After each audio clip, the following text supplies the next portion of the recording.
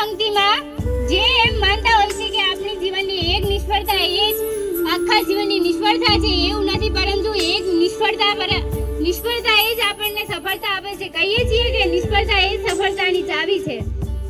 જે સફળતા આપણને સરળતાથી મળી જાય છે તેનાથી એટલો આનંદ નથી થતો જે સફળતા આપણને અનેક સંઘર્ષો, એ સફળતા આપણને પોતાની જિંદગી ભર યાદ રહે છે અને પોતાને આનંદ અપાવતી રહે છે. મારું નામ ઉમાશંકર જોશી. મારો જન્મ 21મી જુલાઈ 1911 ના રોજ વર્ધમાન અરવલ્લીના ગામડામાં થયો હતો. મારી માતાનું નામ નવલબાઈ અને પિતાનું નામ જેઠાલાલ. મારા લગ્ન 1939માં જ્યોત્સના સાથે થયા. મારી બે પુત્રીઓ નંદિની અને સ્વાતિ. મારું પ્રાથમિક શિક્ષણ મારા વતન ગામડામાં જ પૂર્ણ થયું અને માધ્યમિક શિક્ષણ માટે હું ઈડરમાં ગયો. મને સાહિત્ય ક્ષેત્રે અનેક પ્રદાનો માટે ગુજરાતી જ્ઞાનપીઠ એવોર્ડથી નવાજવામાં આવ્યો હતો. મારા જીવનમાં રવિન્દ્રનાથ ટાગોર અને ગાંધીજીની અત્યંત અસર પડેલી. મારું જીવન એટલે સાહિત્ય.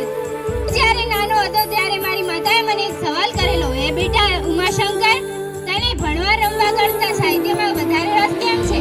ત્યારે મેં કહેલું, માં, સાહિત્ય માત્ર શબ્દ નથી પરંતુ મનુષ્યના વિચારો અને લાગણીઓને દર્શાવવાનું એક માધ્યમ છે.